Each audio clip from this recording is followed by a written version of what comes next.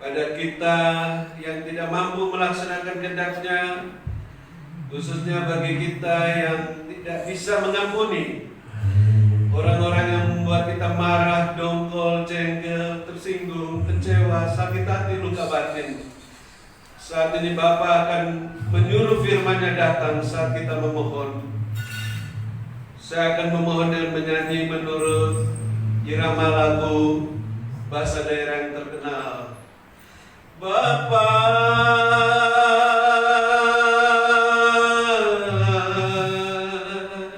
suruhlah firman-Mu datang,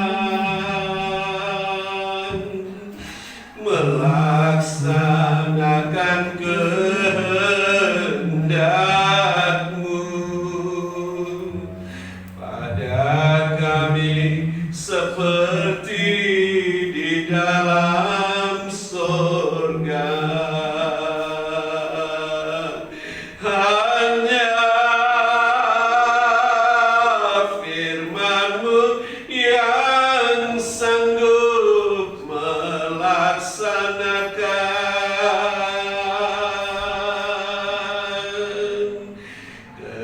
kehendak-Mu pada kami sepanjang hari. Tanpa firman-Mu kehendak-Mu tak terjadi. Bapa,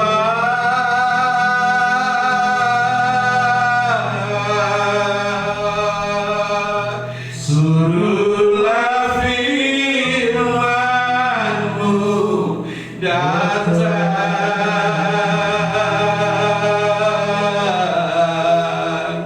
melaksanakan kehendak-Mu pada kami seperti di dalam surga.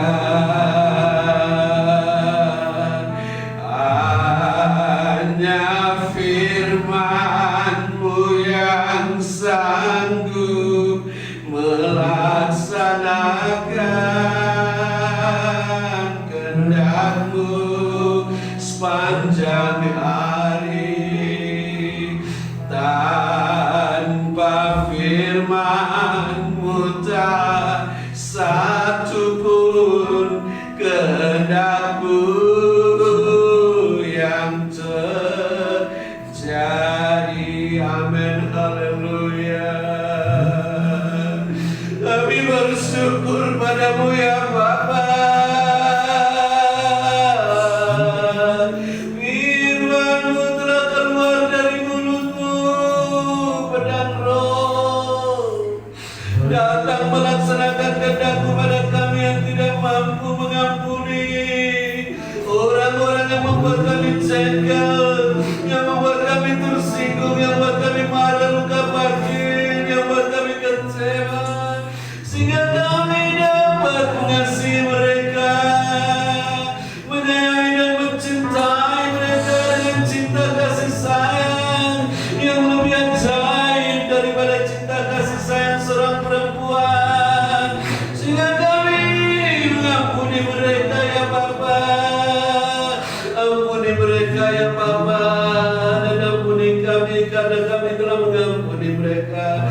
Dan pengurapan-Mu Tuhan kami terima saat ini untuk beri pengajaran dan kesaksian bagi kami, sehingga terbit fajar surya kebenaran yang bersayapkan kesembuhan, yang membuat kami berjingkrak-jingkrak seperti anak lembu lepas kandang. Haleluya, kami mengucap syukur Tuhan.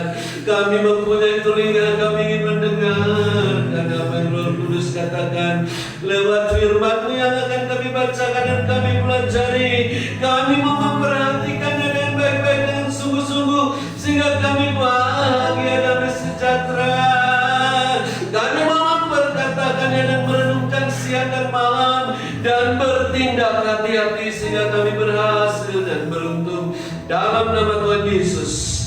Kami sambut firman Allah yang hidup, yang datang melaksanakan kehendak Allah pada kami yang saat ini bersedia mengampuni semua orang yang buat kami marah, dongkol, jengkel, tersinggung, kecewa, dan bersyukur padamu. Haleluya, amin. Salam. Silakan duduk. Puji Tuhan. Saya sangat bersyukur sekali pada Tuhan, karena sebelum Pak Pendeta memegang tangan saya tadi saat puji-pujian, ya, saya merasakan ada yang marah, tapi tidak tahu siapa. Yang dongkol, ya, yang jengkel, tersinggung, tapi sudah dipendam, tidak kelihatan saat kita memuji menyembah Tuhan, tapi terasa di hati saya. Hingga saya berdoa seperti itu, dan saya memohon dengan ratapan lagu daerah Butet itu supaya Bapak sungguh-sungguh menjuru firman yang datang. Karena untuk marah itu, ya, bisa saja kita sudah mengampuni orang yang kita marahi, tapi orang yang kita marahi belum bisa mengampuni kita. Tapi Tuhan mau supaya baik yang memarahi dan dimarahi saling mengampuni.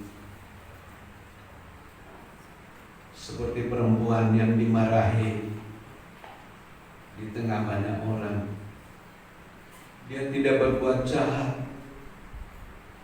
Dia berbuat apa yang dia bisa lakukan. Dia mengambil minyak wangi itu yang mahal, dia memecahkan dan dia menaruh di kepala Yesus. Tapi dia dimarahi oleh banyak orang. Mari kita baca akan firman itu.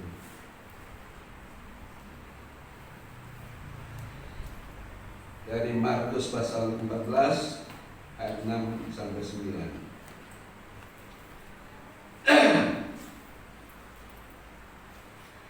Kita akan ucapkan bersama-sama dengan iman, karena saat kita mengucapkannya, pedang roh keluar dari mulut kita. Kita bahagia dan sejahtera saat kita memperhatikannya. 3, 4. Tapi Yesus berkata, biarkanlah dia. Mengapa kamu menyusahkan dia? Ia telah melakukan satu perbuatan yang baik padaku. Karena orang-orang miskin selalu ada padamu, dan kamu dapat menolong mereka bila mana kamu mengendakinya. Tapi aku tidak akan selalu bersama-sama kamu. Ia telah melakukan apa yang dapat dilakukannya. Tubuhku telah diminyakinya sebagai persiapan untuk penguburanku. Aku berkata kepadamu, sesungguhnya di mana saja Injil diberitakan di seluruh dunia, apa yang dilakukannya ini akan disebut juga untuk mengingat dia. Disambung Efesus 6 ayat 15 sampai 18.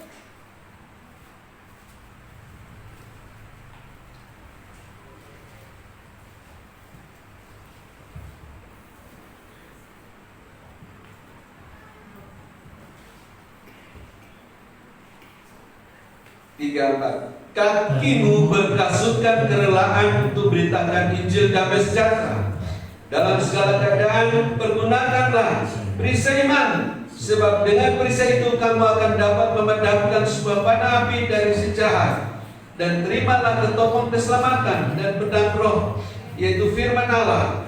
Dalam segala doa dan permohonan berdoalah setiap waktu di dalam roh, dan berjaga-jagalah di dalam doamu itu dengan permohonan yang tak putus-putusnya untuk segala orang kudus.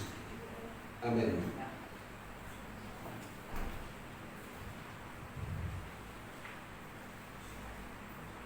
Sebelum saya melanjutkan penjelasan tentang ayat firman Tuhan ini, saya kembali menegaskan bahwa kita harus gunakan darah anak gembala dan perkataan kesaksian untuk mengalahkan iblis.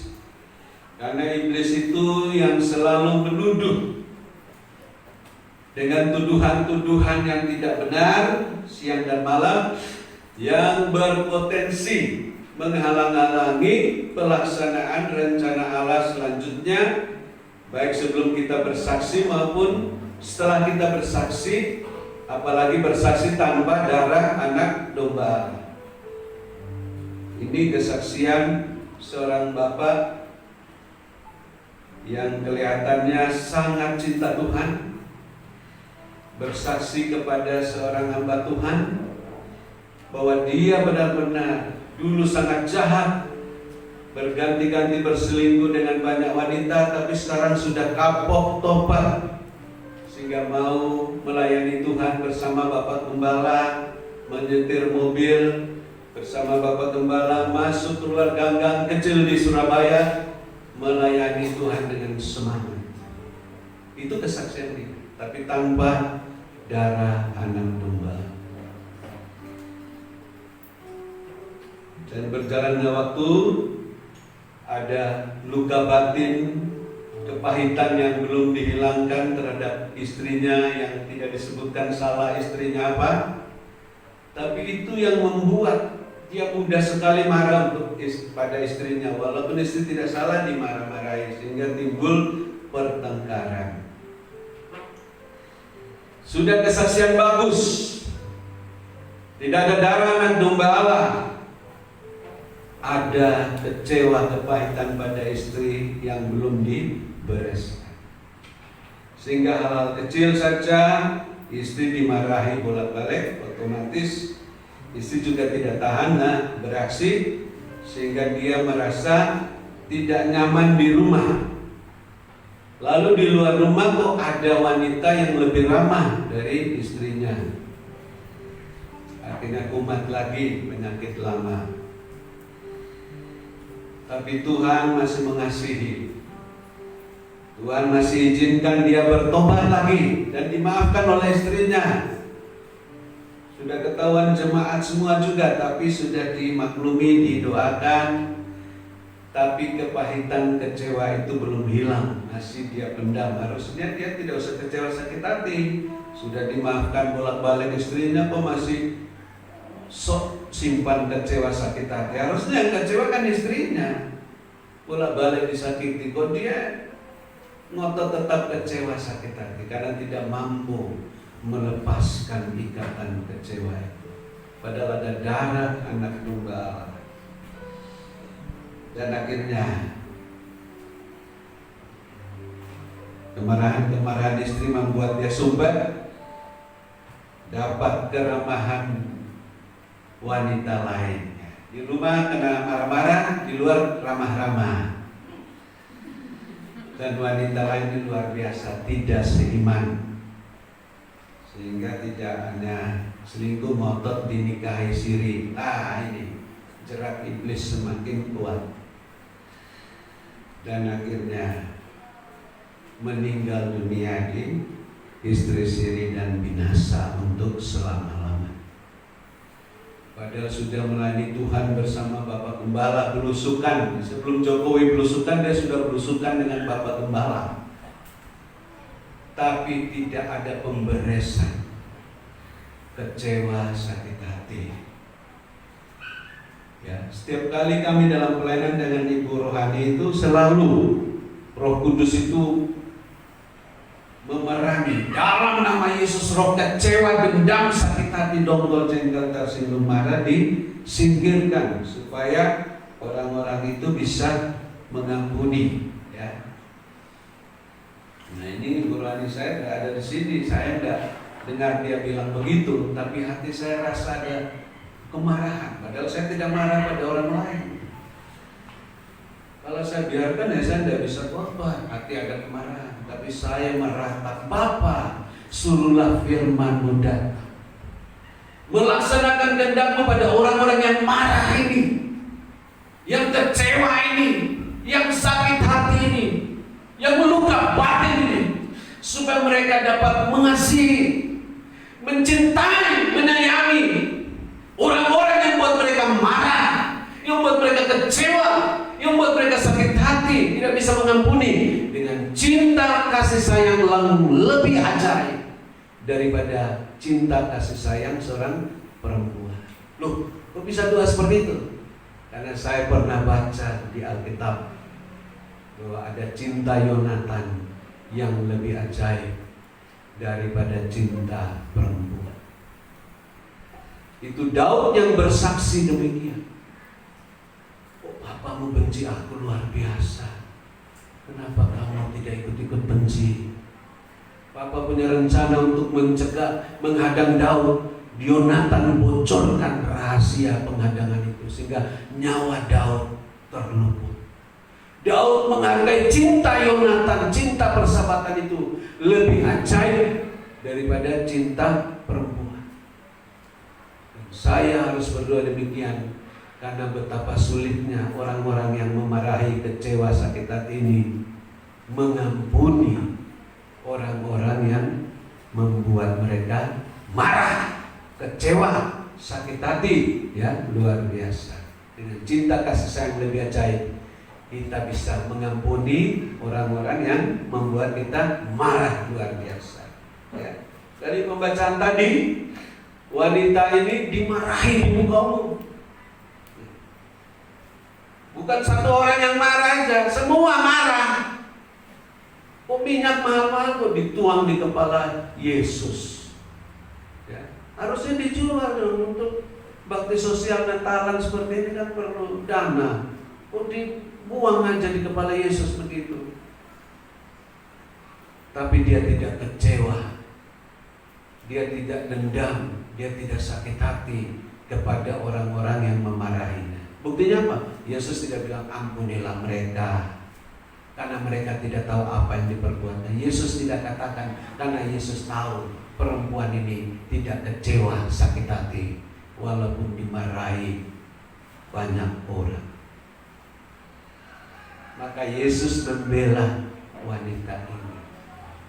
Dan saya juga ikut membela wanita ini. Mengapa dia bisa melakukan hal ini? Dari rumahnya sebelum ketemu Yesus, dia sudah pakai pakaian biasa. Tapi ada satu yang dia pakai, yang buat dia mau melakukan hal seperti itu tidak dilakukan oleh putri-putri Sion lainnya. Itu ada kasut kerelaan untuk beritakan Injil damai sejahtera. Dia kenakan dari rumahnya sampai dia menemui Yesus. Dengan kasut itu dia rela untuk melakukan apa yang tidak pernah dilakukan oleh putri-putri Yerusalem sebelumnya. Kasut kerelaan beritakan Injil damai sejahtera, membuat orang mau melangkah untuk melakukan apa yang Tuhan tugaskan. Tidak ada nubuatan dalam kitab-kitab sebelumnya. Apabila kamu ketemu Mesias datang makan di sebuah rumah, kamu harus tuang minyak di kepalanya. Tidak ada.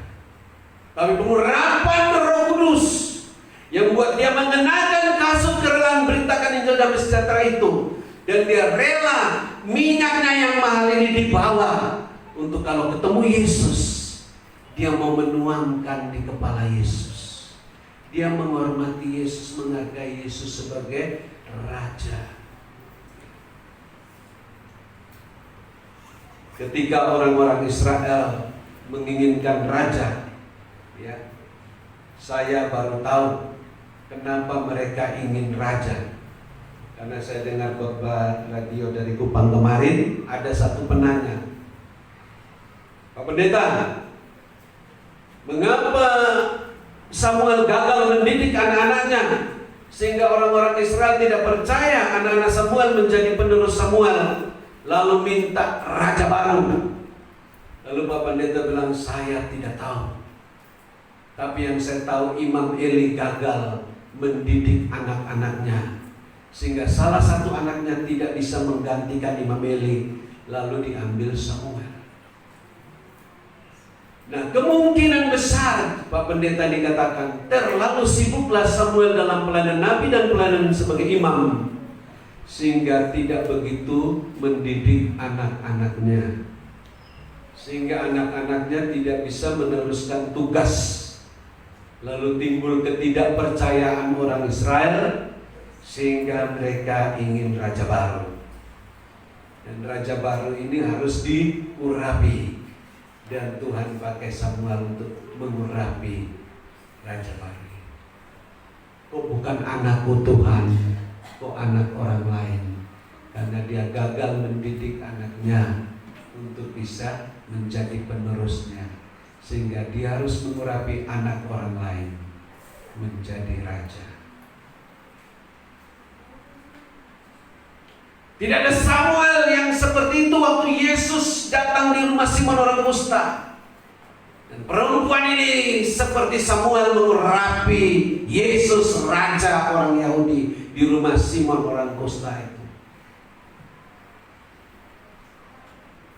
Karena dia mengenakan kasut kerelaan untuk beritakan Injil damai sejahtera, walaupun dia bukan tugas seperti Samuel, dia hanya putri Sion biasa, tapi dia mau melaksanakan tugas seperti Samuel, mengurapi raja orang Israel. Oleh sebab itu kita semua kalau ditugaskan oleh Tuhan seperti wanita ini, siap, pasti akan dimarahi banyak orang karena kita melakukan tugas yang aneh menurut mereka. Kamu hanya perempuan biasa aja kok belaga kamu, ya. Mungkin ada yang bilang sok suci dan sebagainya, ya. Tapi perempuan ini tidak kecewa, sakit hati kepada yang memarahi dia, sehingga Yesus membelanya.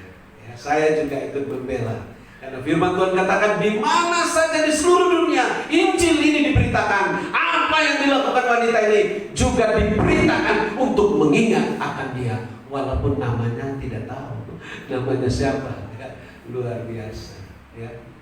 Namanya juga tidak diketahui, tapi perbuatannya diberitakan hari ini, supaya kita tidak usah kecewa sakit hati kepada orang-orang yang memarahi kita di muka umum ataupun dalam rumah.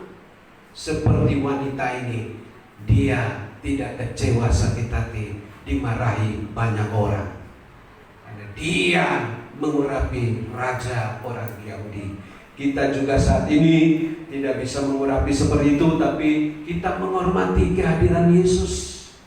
Jangan seperti Simon orang kusta sudah undang Yesus tapi tidak menghormati Yesus seperti wanita ini. Yesus sudah hadir dalam ibadah ini, kita harus menghormati dia sebagai raja di atas segala raja, Tuhan di atas segala Tuhan. Kalau dia suruh ampuni 70 kali 7 kali, ya laksanakan. Jangan hanya 1 kali saja, terus 2 kali tidak mau ngampuni, 3 kali tidak mau ngampuni. Itu namanya menghormati dia. Ya. Jadi wanita ini memiliki kasut kerelaan untuk beritakan Injil damai sejahtera. Memang dalam penglihatan hamba-hamba Tuhan, banyak orang-orang itu tidak pakai kasut kerelaan untuk beritakan Injil damai sejahtera. Kalau wanita-wanita ada yang dalam penglihatan pakai hak tinggi sepatunya, ya. Kalau orang dunia militer ada yang pakai sepatu seperti tentara, ya. Kalau ada yang di sawah seperti pakai sepatu yang untuk tahan air itu, lumpur, ya. Pokoknya macam-macam sepatu mereka dalam penglihatan. Tapi Tuhan bilang, kenakan kasut kerelaan untuk beritakan Injil damai sejahtera, supaya kamu bisa melakukan kehendak Tuhan.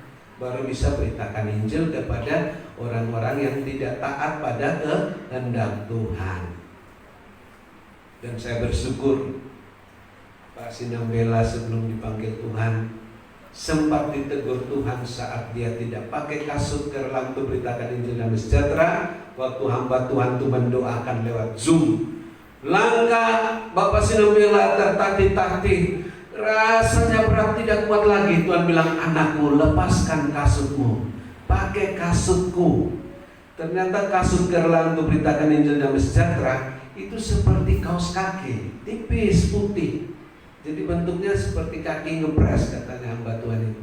Begitu Pak Sinambela memakai kasut ini, di antara harta karun surga di atas, harta karun dunia di bawah, dia bisa naik dengan cepat ke atas menuju harta karun surga. Dan itu sudah terjadi. Jadi kita harus pakai kasut kerelaan untuk beritakan Injil damai sejahtera, supaya kita bisa kuat melangkah menuju ke surga, ya. Jangan sampai belum sampai surga sudah menggok kiri, menggok kanan ya. Padahal Tuhan mau supaya kita jalan lurus ya, tidak menyimpang ke kanan dan menyimpang ke kiri ya. Oleh sebab itu Tuhan mau supaya kita walaupun sudah kenakan perisai iman, sudah pedang roh, sudah ketopong keselamatan, sudah baju sirah keadilan, sudah ikat pinggang kebenaran, bagus. Tapi kalau tidak pakai kasut terang untuk beritakan Injil damai sejahtera, tidak bisa melangkah. Hanya pakai tok untuk pameran seperti pajangan fashion show. Tapi kalau pakai kasut terang untuk beritakan Injil damai sejahtera, bisa melangkah 1 langkah, 2 langkah dan sampai langkah terakhir, melakukan kehendak Tuhan, termasuk mengampuni orang yang suka marah kita itu loh. Gitu. Mungkin dia sudah tidak marah lagi, tapi belum bisa mengampuni karena disimpan terus kemarahannya. Ya, suatu saat saya baca ilustrasi ya luar biasa. Seorang guru bersama muridnya sedang dimarah-marahi oleh seorang yang ya istilahnya cerewet lah. Begitu banyak kata diucapkan, segala macam kebun binatang dan lain-lain. Kok gurunya diam saja? Lalu muridnya bertanya setelah yang maki-maki itu pergi, "Guru, kenapa diam saja tadi kok orang itu kurang ajar sekali?" Loh, ya memang karena apa yang diucapkan itu miliknya dia. Saya tidak menerima, jadi itu tetap menjadi milik dia. Seandainya seseorang bawa uang dan menyerahkan kepada kamu, kalau kamu terima uang itu berarti itu adalah uang kamu. Tapi kamu kembalikan kepadanya, tidak mau terima, berarti milik siapa? Ya milik orang itu. Begitu juga dengan kata-kata orang tadi. Itu bukan milik saya, itu tetap menjadi milik dia. Tidak sempat saya masukkan di dalam hati saya, karena saya tidak mau jadikan itu milik saya. Nah inilah ilustrasi yang membuat kita tidak cepat panas telinga, panas kuping ya. Kalau dengar orang-orang mau kasih transfer kata-kata yang begituan kepada kita, tidak apa-apa, itu tetap milik kamu. Saya tidak ambil satu kata pun daripada kamu. Nah berarti kita kan lebih mudah untuk memaklumi, tidak kecewa, sakit hati. Nah ilustrasi seperti ini ya saya senang untuk jadi bahan pelajaran ya. Jadi dalam hal ini kerelaan untuk beritakan Injil damai sejahtera, kerelaan untuk melakukan firman Tuhan, mengampuni dan firman-firman Tuhan lainnya.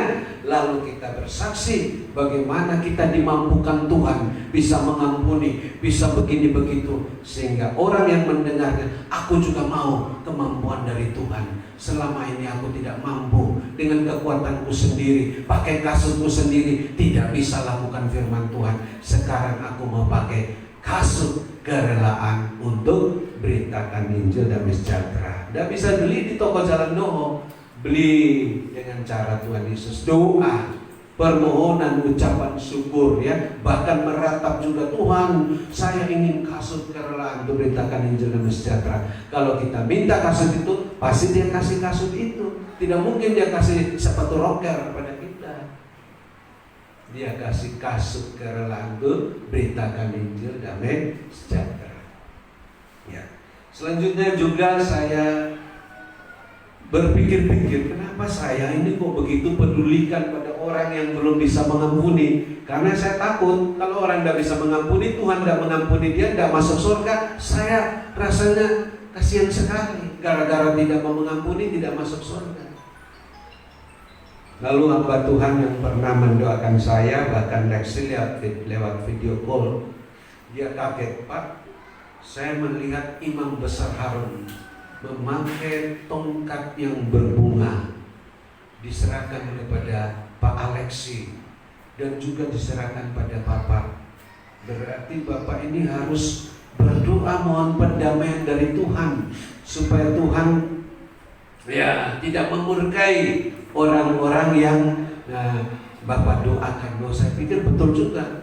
Saya seringkali ingat itu Ayub mendoakan sahabat-sahabatnya supaya terluput dari murkamu. Ternyata karena ada kasut kerelaan untuk beritakan Injil damai sejahtera dan tongkat Harun sehingga saya berdoa supaya orang terluput dari murka Tuhan. Ya. Orang lain masa bodoh, masuk neraka, kamu masuk neraka, kapok rasain lu. Kalau orang yang ada tongkat karung tidak bilang begitu. Rasa hati ini, Tuhan, jangan sampai dia masuk neraka, Tuhan. Saya mau berdoa, Tuhan, supaya dia bertobat, supaya dia jangan sampai masuk neraka. Ini orang yang ada dikasih tongkat harun sama Tuhan dan sudah pakai kasut kerelaan untuk beritakan Injil damai sejahtera.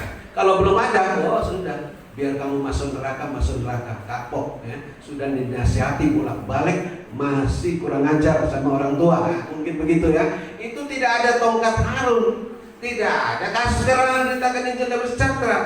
Tidak ada doa supaya anak masuk surga, malah biar masuk neraka karena melawan orang tua. Nah, ini tidak boleh seperti itu.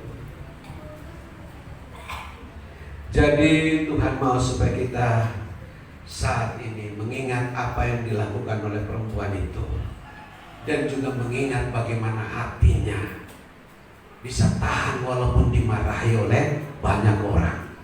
Mungkin kita tidak tahan dimarahi suami, dimarahi istri, dimarahi orang tua. Kita minta kekuatan seperti perempuan ini, tahan dimarahi banyak orang. Masa dimarahi satu orang saja tidak tahan? Karena belum dapat kekuatan dari Tuhan, sehingga dimarahi setengah orang, satu orang tidak tahan. Jadi bukan setengah orang, ya satu orang. Ya, jadi luar biasa. Tuhan mau kita belajar tentang apa yang dilakukan wanita ini, yang sering kali dilupakan. Di mana ada berita Injil, kok apa yang dilakukan perempuan ini tidak diberitakan? Padahal Tuhan bilang di mana saja Injil diberitakan, apa yang dilakukan perempuan ini harus disebutkan. Maka saat ini saya sebutkan juga, biar saya tidak salah. Karena di sini saya beritakan Injil. Jadi apa yang dilakukan perempuan ini saya lakukan. Bukan hanya mengurapi, tapi tahan dimarahi semua orang, saya beritakan juga, supaya kita juga bisa tahan dimarahi orang banyak. Selanjutnya, setelah kita mengenakan kasut kerelaan untuk beritakan Injil damai sejahtera, ya, disebutkan lagi di dalam pembacaan tadi, kita perhatikan supaya kita lebih teliti memperhatikan firman Tuhan itu. Sudah kenakan Injil damai sejahtera, dalam segala keadaan pergunakanlah perisai iman, sebab dengan perisai itu kamu akan dapat memadamkan semua panah api dari si jahat. Ya, luar biasa. Panah api si jahat itu ya tidak bisa dipadamkan dengan air pam dari air semprotan tangki pemadam kebakaran ya. Hanya bisa dipadamkan dengan perisai iman. Kalau kita tidak memiliki perisai iman dalam nama Yesus oleh darah anak domba, maka panah api itu tidak akan padam. Malah dia akan bisa menusuk amat dalam, melukai tubuh rohani kita, bahkan tubuh lahiriah kita juga, sehingga sakit parah, bisa meninggal dunia. Oleh sebab itu, jangan takut kalau ada santet, sihir api dan sebagainya. Karena kita memiliki perisai iman di dalam nama Yesus. Injil adalah kekuatan Allah. Oleh darah anak domba Allah dan perkataan kesaksian, kita kalahkan iblis bersama panah apinya. Jadi harus kita punya perisai iman. Nah, iman itu di dalam hati. Dan hati orang percaya dan dibenarkan oleh Allah, baru dengan mulut kita mengaku, maka kita diselamatkan. Jadi kita gunakan mulut kita berdoa, mengaku, memuji, menyembah Tuhan dalam roh dan kebenaran.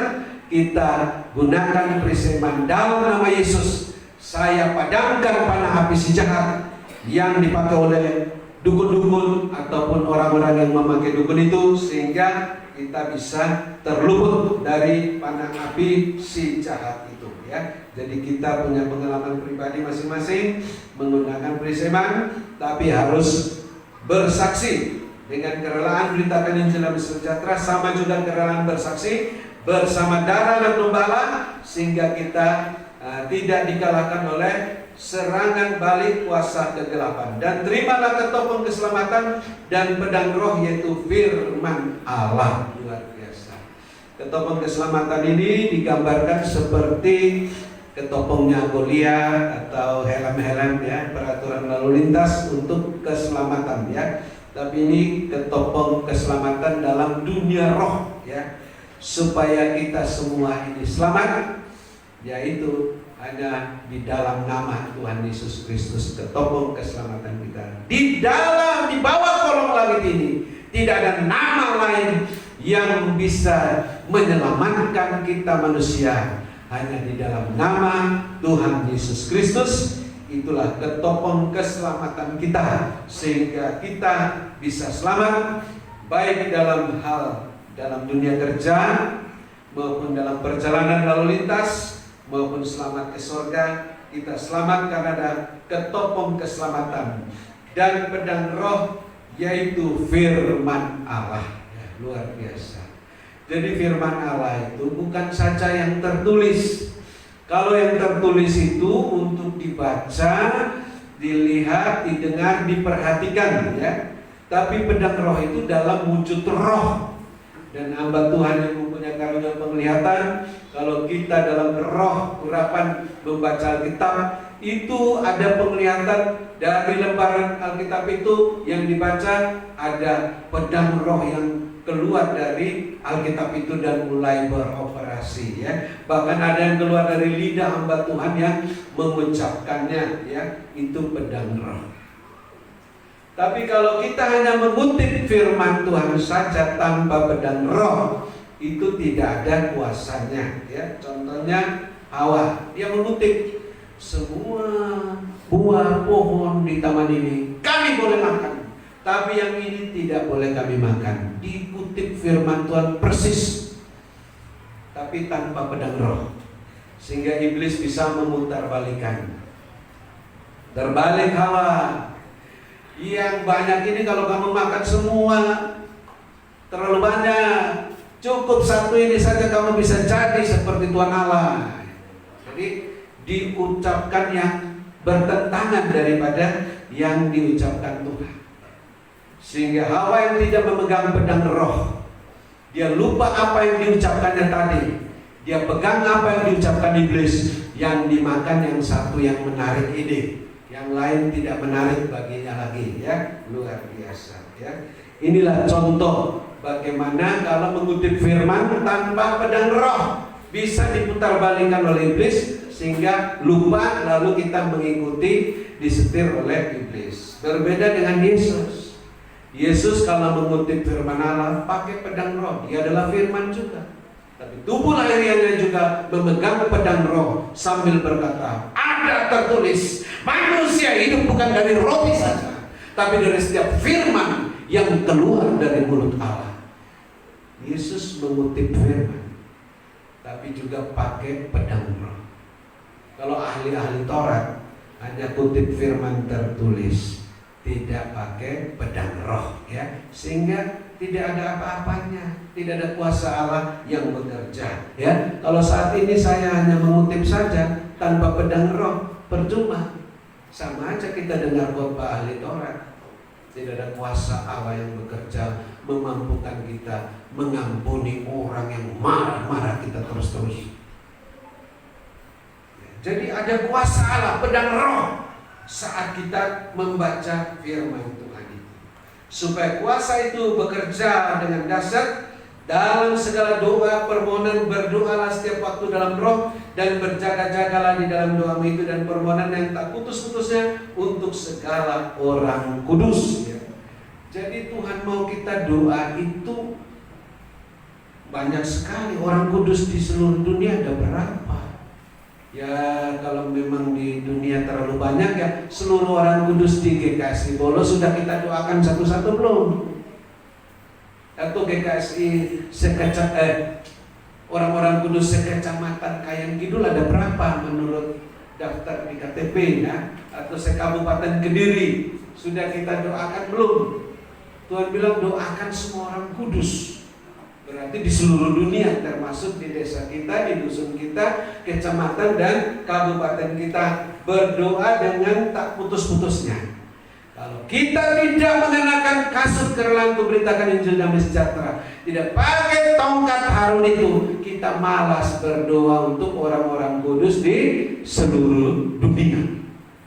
Ya, jadi Tuhan mau supaya kita rajin berdoa untuk orang-orang kudus yang ada di GKS Bolo, baru sekecamatan Kain Kidul, orang-orang kudus sekabupaten Kediri, orang-orang kudus Jawa Timur, orang-orang kudus Pulau Jawa, se-Indonesia, itu harus didoakan.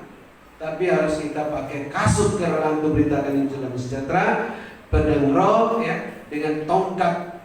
Nah, Harun perjanjian baru. Kalau Harun perjanjian lama harus tongkat fisik, ya. Kalau perjanjian baru tidak perlu tongkat fisik dalam dunia roh. Tuhan perlihatkan kalau saya pegang tongkat itu semakin berbunga. Ya. Dulu waktu zaman orang-orang mengkritik Harun, ya, meremehkan pelayanan Harun, karena suku-suku lain juga punya tongkat masing-masing.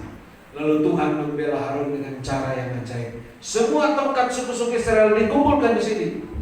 Dan mana tongkat yang berbunga itulah yang dipilih Tuhan. Ternyata tongkat Harun dari suku Lewi yang berbunga. Nah, luar biasa. Tuhan juga berikan pada Pak Alexi, katanya Pak Indra itu, dia kira Alexi sudah menikah. Pak Alexi diberikan tongkat Harun, luar biasa, ya. Masa kita semua di sini tidak? Juga kita semua para pendoa sepat juga harus memiliki tongkat Harun, ya, luar biasa. Jadi sekarang ini kita sudah memiliki selengkap senjata Allah. Hanya cinta kasih sayang kita kurang ajaib, sehingga kita masih sulit mengampuni orang yang marah-marah, yang mengecewakan, menyakiti hati kita. Maka tadi saat saya doa, saya bilang, Tuhan, suruh firman-Mu datang melaksanakan kehendak-Mu, supaya orang-orang yang marah ini, orang-orang yang belum bisa mengampuni, orang-orang yang memarahi, yang menjengkelkan, ya, yang melukai hati, bisa mengasihi, mencintai, menyayangi dengan cinta kasih sayang yang lebih ajaib daripada cinta perempuan, ya. Kalau cinta kurang ajaib tidak bisa mengampuni orang yang sudah melukai hati kita, ya. Jadi saat ini kita semua dimampukan oleh Tuhan. Jangan ada alasan lagi tidak bisa mengampuni, karena Tuhan berikan kemampuan lewat firman-Nya, lewat kesaksian dan pengajaran. Ambil keputusan, Tuhan Yesus, saat ini saya mau mengampuni dia. Walaupun dia berkali-kali telah melukai hati saya, dia telah mempermalukan saya, dia telah membalas kebaikan saya dan kejahatan, saya ampuni dia dalam nama Yesus. Saya kasihi dia dalam nama Yesus. Saya berkati dia dalam nama Yesus. Maka kita akan pulang dengan diberkati oleh Tuhan. Kalau kita tidak ambil keputusan demikian, kita pulang dengan tidak diberkati oleh Tuhan. Jadi saat ini saya sangat mengucap syukur, ya. Tuhan sangat baik, sangat cinta pada kita. Tuhan tidak mau kita masuk neraka gara-gara tidak mengampuni satu orang saja, apalagi tidak mengampuni 2 orang, 3 orang, berapa orang, 1 orang saja tidak kita ampuni, masuk neraka. Jangan pikir tambah lagi 2-3 orang kita tidak ampuni, sama juga masuk nerakanya, ya. Jadi ampuni semuanya. Biarlah firman Tuhan ini menguatkan kita untuk terus memakai kasut kerelaan untuk beritakan Injil damai sejahtera, selain selengkap senjata Allah yang lain. Dan kita tetap gunakan tongkat Harun rohani untuk berdoa bagi semua orang kudus, dan termasuk dalam khususnya dalam keluarga kita, supaya jangan seperti anak-anak Samuel atau anak-anak Eli yang tidak bisa meneruskan pelayanan pekerjaan Tuhan. Amin. Ya Tuhan, ku percaya, aku percaya, lewati lemah marah,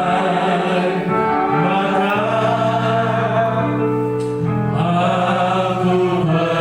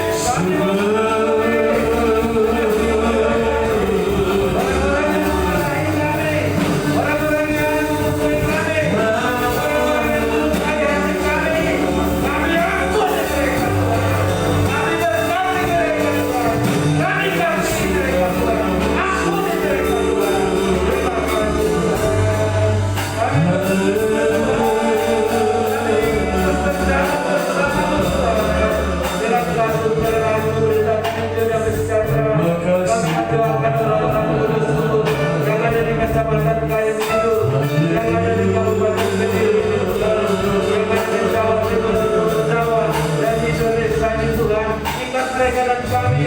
Mulai dari tali kasih-Mu, satukan seperti Bapa dan Tuhan Yesus satu adanya, supaya semua orang di Indonesia tahu bahwa Bapa telah mengutus anak tunggal Yesus Kristus datang sebagai manusia, menjadi satu-satunya juru selamat dalam manusia. Bawa kami Tuhan dengan kasut terang memberitakan Injil damai sejahtera, melangkah ke seluruh Kayan Kidul, seluruh Kabupaten Kediri, sampai seluruh Jawa Timur. Bawa kami ke seluruh Indonesia, beritakan Injil damai sejahtera supaya lebih banyak jiwa bertobat dan diselamatkan. Teguhkan pemberitaan firman yang sudah hamba-Mu sampaikan dengan tanda-tanda mujizat penyertaan kekuasaan oleh Roh Kudus-Mu, yaitu yang susah sudah dihiburkan, yang sakit sudah disembuhkan, yang dalam kesulitan apa saja mendapat pertolongan yang menjaya. Pada firman-Mu Tuhan telah datang melaksanakan kehendak-Mu pada kami yang lapar dan haus akan kebenaran, yang memperhatikan firman-Mu dan memperkatakan dan merenungkan dan bertindak hati-hati sehingga kami berhasil dan beruntung. Dalam nama Yesus kami mau dan bersyukur dan mengasihi-Mu. Haleluya, amin.